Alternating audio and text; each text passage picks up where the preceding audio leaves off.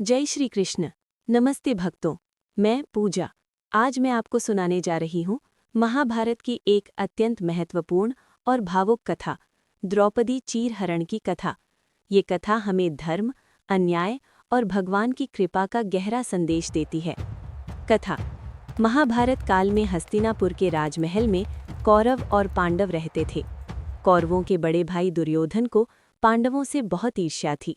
उसने अपने मामा शकुनी के साथ मिलकर पांडवों को हराने की एक चाल चली। दुर्योधन ने युधिष्ठिर को जुए के खेल के लिए आमंत्रित किया। युधिष्ठिर धर्मप्रिय थे, लेकिन जुए की कमजोरी के कारण उन्होंने ये निमंत्रण स्वीकार कर लिया। जुए के खेल में शकुनी अपनी चालाकी से पासे फेंक रहा था। धीरे धीरे युधिष्ठिर सब कुछ हारते चले गए। पहले अपना धन, फिर राज्य, फिर अपने भाइयों को और अंत में स्वयं को भी हार गए। लेकिन शकुनी और दुर्योधन यही नहीं रुके। उन्होंने युधिष्ठिर से द्रौपदी को भी दांव पर लगाने के लिए कहा।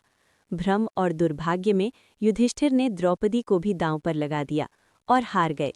इसके बाद दुर्योधन ने अपने भाई दुशासन को आदेश दिया कि द्रौपदी को सभा में लाया जाए। दुशासन द्रौपदी को बाल पकड़कर राजसभा में घसीटते हुए ले आया। द्रौपदी ने सभा में उपस्थित सभी महान योद्धाओं और बुजुर्गों से पूछा कि जिस व्यक्ति ने पहले स्वयं को हार दिया हो, क्या उसे अपनी पत्नी को दांव पर लगाने का अधिकार है? लेकिन उस सभा में भीष्म, द्रोणाचार्य, विदुर जैसे महान लोग भी उस समय चुप रहे। ये देखकर दुर्योधन ने द्रौपदी का अपमान करने का आदेश दिया। दुशासन ने द्रौपदी की साड़ी खींचकर उनका चीरहरण करने की कोशिश की। द्रौपदी ने अपने दोनों हाथ उठाकर पूरी श्रद्धा से भगवान श्री कृष्ण को पुकारा, हे कृष्ण, अब मेरी रक्षा केवल आप ही कर सकते हैं। जैसे ही दुशासन साड़ी खींचने लगा, एक चमत्कार हुआ। द्रौपदी की साड़ी खत्म ही नहीं हो रही थी। जितनी दुशासन खींचता, उतनी ही नई साड़ी प्रकट होती जाती। दुशासन थक कर चूर हो गया, लेकिन वो द्रौपदी का चीरहरण नहीं कर पाया। ये भगवान श्री कृष्ण की कृपा और द्रौपदी की अटूट भक्ति का चमत्कार था। सभा में उपस्थित सभी लोग ये चमत्कार देखकर स्तब्ध रह गए। इस कथा से शिक्षा। जब कोई भक्त सच्चे मन से भगवान को पुकारता है, तो भगवान उसकी रक्षा अवश्य करते हैं।